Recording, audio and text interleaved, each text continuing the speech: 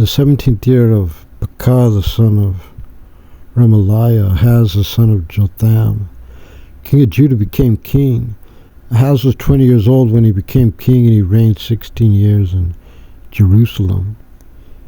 He did not do what was proper in the eyes of the Lord his God, like David his father. He went in the ways of the king of Israel, and also he passed his son through the fire in the abominable manner of the nations whom the Lord had driven out from before the children of Israel.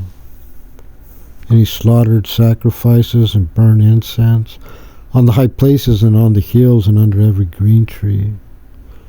Then Rezin, the king of Aram, and Pekah, the son of Remaliah, the king of Israel, went up to Jerusalem to wage war, and they besieged Ahaz, but could not wage war with him.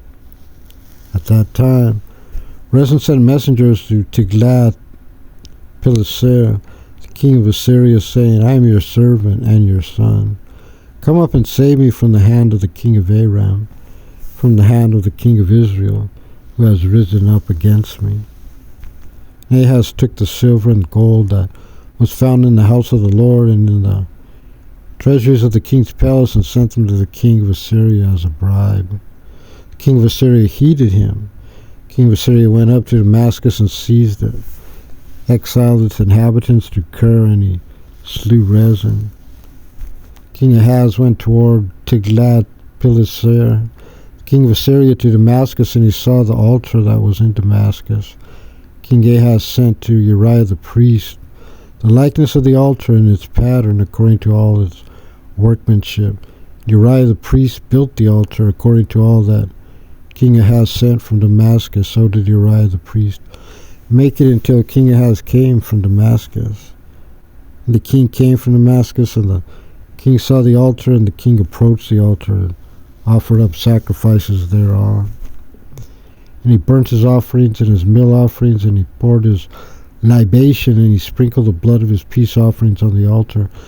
And the copper altar that was before the Lord he brought near from before the temple, from between the altar and the house of the Lord. And he placed it on the side of the altar to the north.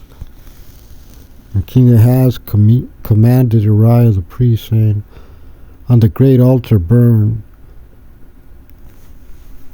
the morning burnt offering and the evening meal offering, and the king's burnt offering and his meal offering, and the burnt offering of the entire people of the land, and their meal offering and their libations, and the blood of every burnt offering and the blood of every sacrifice you shall sprinkle on it. And the copper altar shall be for me to visit. And Uriah the priest did according to all that King Ahaz had commanded. King Ahaz cut off the insets of the laver stands, and he removed the lavers from upon them, and he took the tank off the copper cattle that were under it, and put it on a stone floor in the Sabbath canopy that they built in the house and the king's outside entrance. He switched the house of the Lord because of the king of Assyria.